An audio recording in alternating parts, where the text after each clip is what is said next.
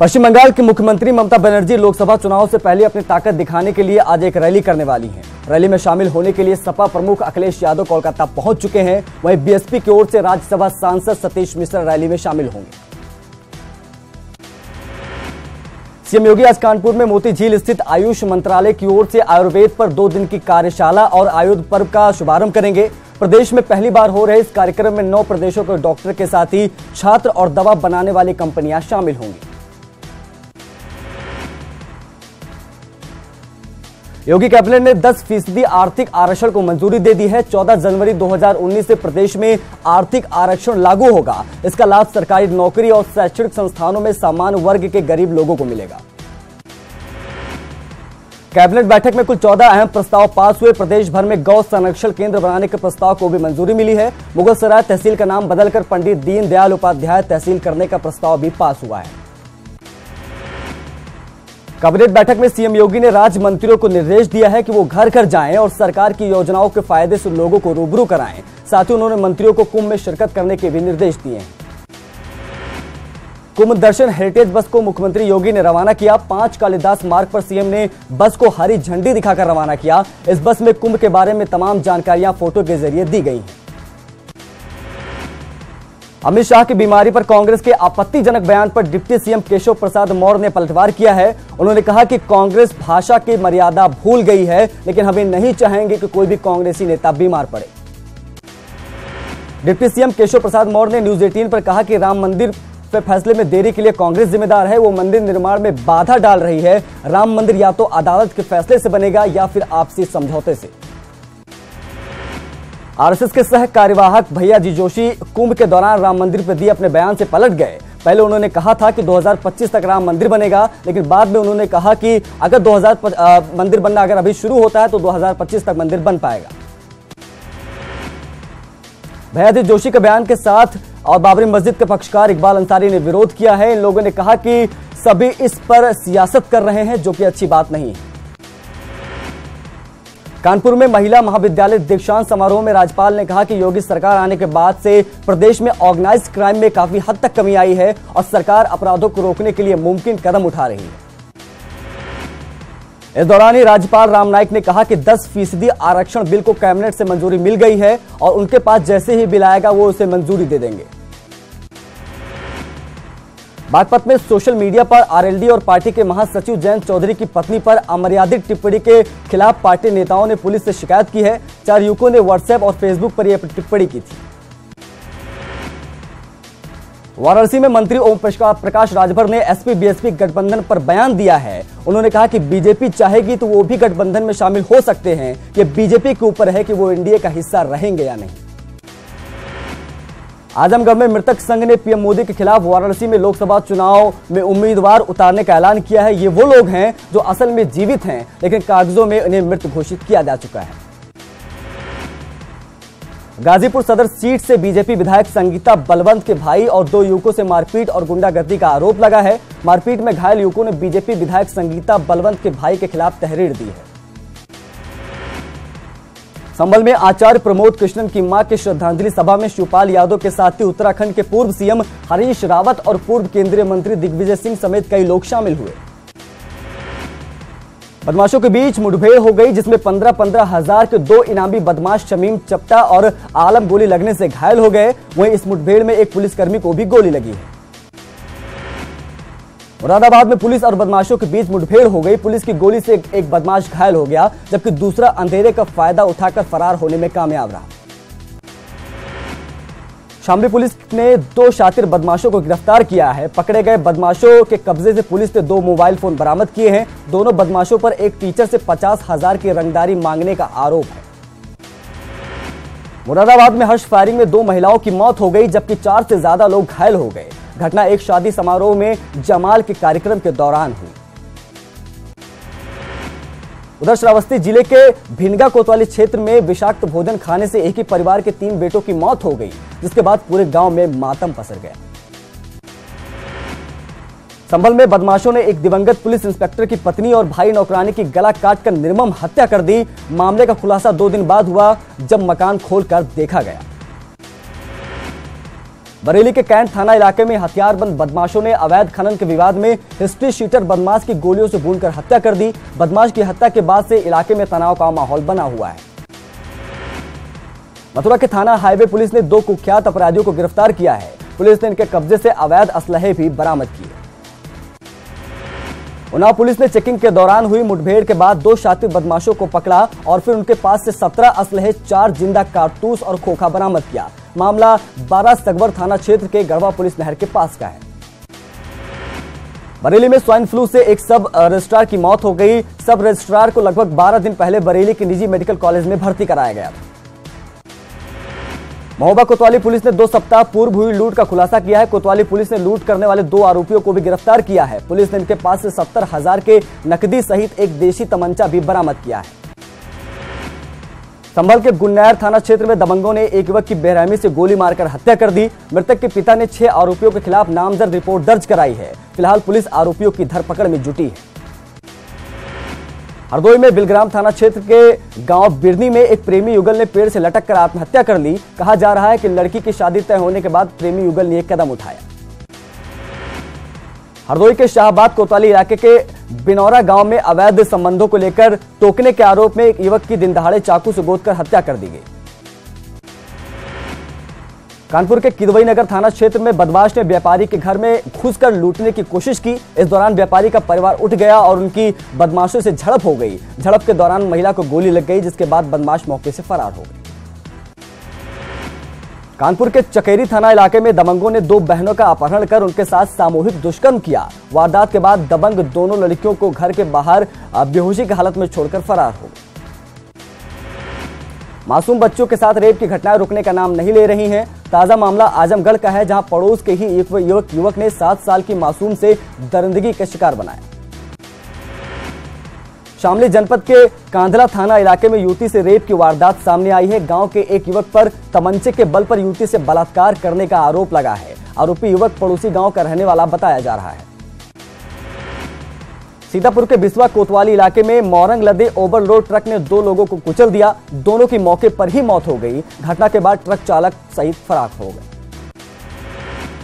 कानपुर में तेज रफ्तार में जा रही एक स्कूल बस पलट गई। हादसे में 16 बच्चे घायल हो गए, जिसमें से 6 बच्चे गंभीर रूप से घायल हैं। बच्चों को अस्पताल में भर्ती कराया गया है। फिरोजाबाद में अपराधियों के हौसले किस कदर बुलंद हैं, इसका उदाहरण शुक्रवार को देखा गया, जहां अपने पति के साथ घर जा रही एक महिला को बाइक सवार बदमाश का उनका पर्स लूटकर लेकर फरार हो गए। शाहजहांपुर में पुलिस कस्टडी में एक जिला बदर अपराधी लॉकअप से फरार हो गया। फिलहाल पुलिस फरार अपराधी की तलाश में जुटी है। बदायूं में आधार बनवाने के नाम पर वसूली करने का मामले का खुलासा हुआ है। डीएम को शिकायत मिलने के बाद पुलिस ने अवैध वसूली करने वालों पर कार्रवाई की है। वहीं पकड़े गए लोगों ने डीएम के ट्रांसफर तक की धमकी दे दी। लखनऊ समेत प्रदेश के कई जिलों में गुरुवार से डॉक्टरों, अस्पतालों, पैथोलॉजी सेंटर और नर्सिंग होम में चल रही इनकम टैक्स की छापेमारी खत्म हो गई। इस छापेमारी के बाद आईटी ने कई बड़े खुलासे किए। इस छापे में बड़े पैमाने पर अघोषित आय, निवेश, नगद और जेवर की बरामदी हुई है। मरीजों की रसीदों में हेरफेर, खातों में कम कमाई दिखाने के साथ ही करोड़ों की संपत्ति के अघोषित निवेश की जानकारी भी मिली है। सोनभद्र पुलिस ने बागपत जिले में बंधक बनाकर मजदूरी कराए जा रहे जिले के म्योरपुर थाना क्षेत्र के 25 मजदूरों को मुक्त कराया है। इन्हें बिना मजदूरी के गन्ने के खेत में काम कराया जा रहा था। सीतापुर जिला प्रशासन ने गायों के लिए गौशालाएं बनाने का निर्देश दिया है। साथ ही सड़कों पर घूम रहे आवारा जानवरों के लिए भी अलग व्यवस्था करने का निर्देश दिया है।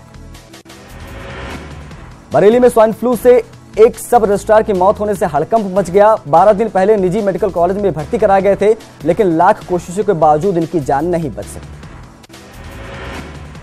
पीलीभीत के बरखेड़ा थाना इलाके में एक युवक महिला के कान के कुंडल बाइक सवार बदमाशों ने झपट लिया। वारदात में महिला सड़क पर गिर गई और अस्पताल में डॉक्टर ने महिला को मृत घोषित कर दिया।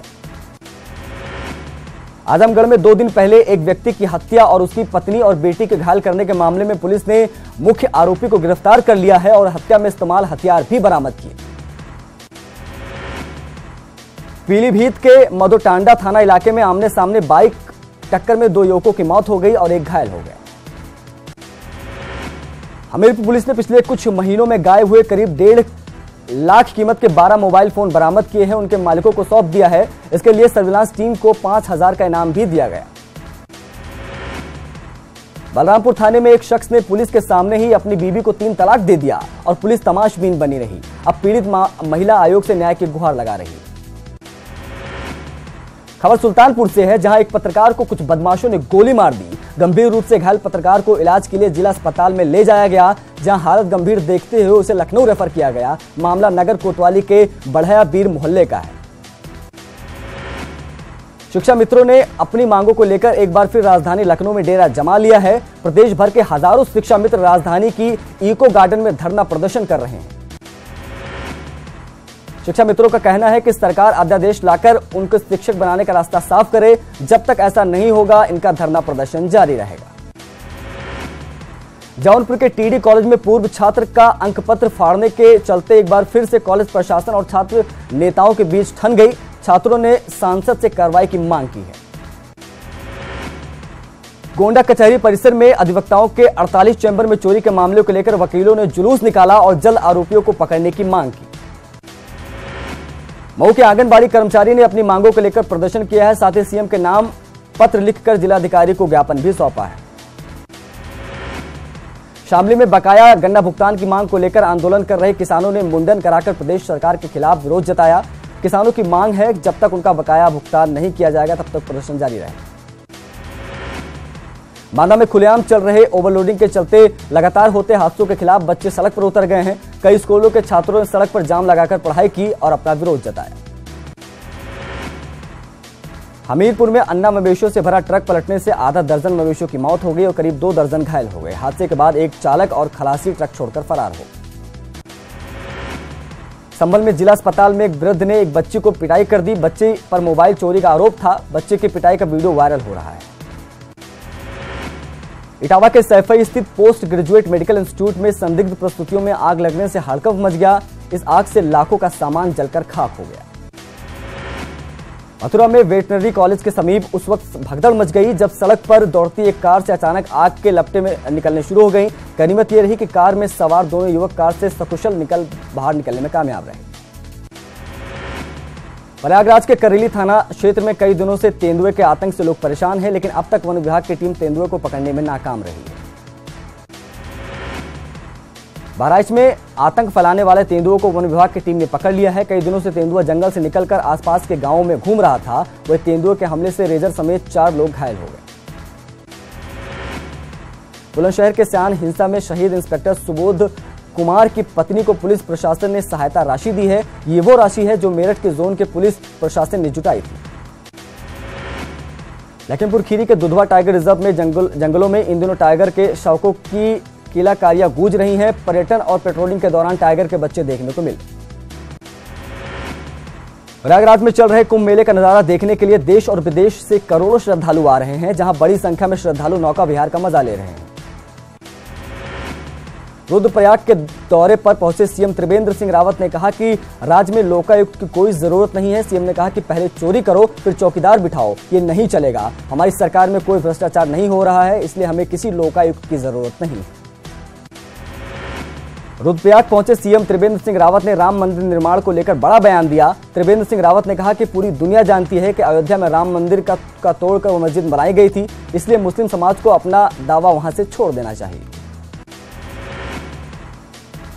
लोकसभा चुनाव से ठीक पहले मुख्यमंत्री त्रिवेंद्र सिंह रावत की तरफ से कराए गए कामों की समीक्षा करेंगे। मुख्यमंत्री 23 जनवरी को राज्य में चल रही जन कल्याणकारी योजनाओं की समीक्षा बैठक करेंगे। लंबे समय से चुप्पी साधे बैठे पूर्व मुख्यमंत्री विजय बहुगुणा की प्रस्तावित डिनर पार्टी ने एक बार फिर सियासी हलचल तेज कर दी। बहुगुणा आज देहरादून में फिर से डिनर पार्टी देने वाले हैं।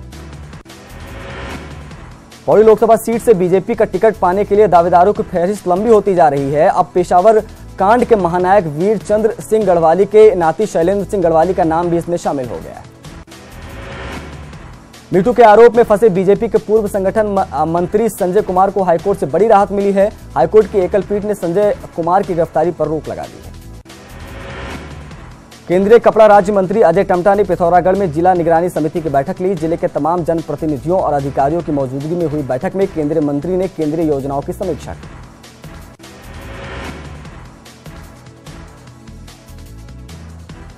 प्रदेश में होने वाले आगामी लोकसभा चुनाव को लेकर तैयारियां तेज हो गई हैं। चुनाव को शांतिपूर्ण संपन्न करवाने के लिए शासन, प्रशासन और पुलिस महकमे में सुरक्षा से लेकर अन्य व्यवस्थाओं के मद्देनजर कवायद तेज कर दी गई है। हाईकोर्ट का आदेश न मानने पर राज्य के मुख्य सचिव को हाईकोर्ट से अवमानना का नोटिस जारी हुआ है। कोर्ट ने मुख्य सचिव उत्पल कुमार को 6 मार्च को कोर्ट में पेश होने का भी आदेश दिया है। उधम सिंह नगर के किच्छा कोतवाली के दरुआ गांव में छापा मारने गई गोवंश संरक्षण स्क्वाड पर गांव के ही कुछ लोगों ने हमला कर दिया। इस हमले में गोवंश संरक्षण स्क्वाड के दरोगा अभिराम आर्या घायल हो गए। हरिद्वार के मात सदन आश्रम में संत आत्मबोधन का अनशन पिछले 86 दिनों से लगातार जारी है। मात सदन आश्रम के परमार्थ स्वामी शिवानंद शासन प्रशासन पर आत्मबोधन की सुध लेने का आरोप लगाया है। श्रीनगर गढ़वाल स्थित एमएसबी के केंद्रीयकृत प्रशिक्षण केंद्र में 158 जल वाहक प्रशिक्षु कांस्टेबल की पासिंग आउट परेड आयोजित की गई। डीआईजी समेत उपेंद्र बालोदी ने पासिंग आउट परेड की सलामी ली। हरिद्वार के मंगलोर कोतवाली क्षेत्र के एक गांव में छात्रा से छेड़छाड़ का मामला सामने आया है, जिसमें छात्रा ने कॉलेज जाना ही बंद कर दिया। छात्रा ने कोतवाली में तहरीर दी है। फिलहाल पुलिस मामले की जांच में जुटी है। आरएसएस प्रमुख मोहन भागवत ने नागपुर में समाज संस्कृति जागृति राज्य समिति कार्यक्रम में शिरकत की, जिसमें उन्होंने कहा कि 70 साल होने के बाद ऐसा नहीं है कि भारत ने तरक्की नहीं की है, देश आगे बढ़ रहा है। बीजेपी ने ट्विटर पर 5 साल चैलेंज शुरू किया है, जो सबसे ज्यादा ट्रेंड कर रहा है। इस चैलेंज में पार्टी ने लोगों से सरकार के कामकाज को लेकर पूछा है और बदलाव के स्टोरीज देने की बात कही है। रिलायंस इंडस्ट्रीज के चेयरमैन मुकेश अंबानी ने कहा है कि रिलायंस जियो शहर ही नहीं, गांव में भी डिजिटल इंडिया को मजबूत कर रहा है। उन्होंने मोदी सरकार के 4.5 साल के कार्यकाल को भी जमकर तारीफ की। गुजरात के गांधीनगर में वाइब्रेंट गुजरात समिट 2019 में बोलते हुए मुकेश अंबानी ने कहा कि गुजरात रिलायंस की जन्मभूमि और कर्मभूमि है। गुजरात में अगले 10 सालों में रिलायंस निवेश और रोजगार को दोगुना करेगा। केंद्रीय वित्त मंत्री अरुण जेटली ने एक बार फिर विपक्ष पर निशाना साधा है। आईवेले अवार्ड समारोह में जेटली ने कहा कि आगामी चुनाव के मद्देनजर सिर्फ एक शख्स को हटाने के लिए नेगेटिविटी फैलाई जा रही है, लेकिन वो जनता का विश्वास कभी नहीं जीत सकते। जम्मू कश्मीर के लेह लद्दाख इलाके के खारडुंगला में एवलांच हुआ है, जिसमें 10 लोगों के दबे होने की आशंका है। राहत बचाव का काम भी जारी है। बर्फ में दबे 3 लोगों को शवों को निकाल लिया गया है। जम्मू कश्मीर के रजौरी जिले में नियंत्रण रेखा के पास पाकिस्तानी सैनिकों ने संघर्ष विराम का उल्लंघन किया। इस फायरिंग में कई जानवर मारे गए थे, वहीं ये व्यक्ति जख्मी हो गया। बॉर्डर पर रह रहे लोग इससे दहशत में हैं। असम में चिरांग के आईपोली गांव में एक वृद्ध दंपत्ति का शव नदी किनारे मिलने से हड़कंप मच गया। मौके पर पहुंची पुलिस ने इन शवों को निकलवाया। मामला रूनी खाता पुलिस स्टेशन का है। दिल्ली के शकरपुर इलाके में शादी समारोह में एक रिश्तेदार ने वधू पर अचानक गोली चला दी। इस हमले में वधू गंभीर रूप से घायल हो गई, जिसे हॉस्पिटल में भर्ती कराया गया है। हालांकि बाद में शादी समारोह संपन्न कराया गया। महाराष्ट्र के पुणे में पंपरी के पास एक बस और पिकअप वाहन आपस में टकरा गई। इस हादसे में 3 लोगों की मौत हो गई, जबकि 15 लोग घायल हो गए। तेलंगाना के हैदराबाद में पुलिस ने एक अंतर्राज्यीय गिरोह का पर्दाफाश किया है और गिरोह के 4 सदस्यों को गिरफ्तार किया है। ये गिरोह डीजल चोरी का काम करते थे और उनके पास से पुलिस ने 9,40,000 रुपए भी बरामद किए। पेट्रोल और डीजल की कीमतों में बढ़ोतरी का सिलसिला जारी है। दिल्ली में पेट्रोल में 8 पैसे और डीजल में 19 पैसों की बढ़ोतरी हुई है। जम्मू कश्मीर में भारी बर्फबारी के बीच वन्य जीवों को खाने की दिक्कतों का सामना करना पड़ रहा है। इसी को देखते हुए वन विभाग ने सुदूर इलाकों में वन्य जीवों के खाने की व्यवस्था की है और गाड़ी से चारा और अन्य सामान पहुंचाया जा रहा है। चांद पर पहली बार कपास उगाने में कामयाब रहे चीन को झटका लगा है और कपास के पौधे के अगले ही दिन सूखने की खबर आई है। भारत ने 7 विकेट से मेलबर्न वनडे में ऑस्ट्रेलिया को हराकर सीरीज 2-1 से अपने नाम कर ली है। भारतीय टीम ने ऑस्ट्रेलियाई सरजमीन पर पहली बार द्विपक्षीय वनडे सीरीज जीती है। ऑस्ट्रेलिया ने भारत को 231 रनों का लक्ष्य दिया था। इस लक्ष्य को भारत ने 49.2 ओवरों में सिर्फ 3 विकेट गंवाकर हासिल कर दिया।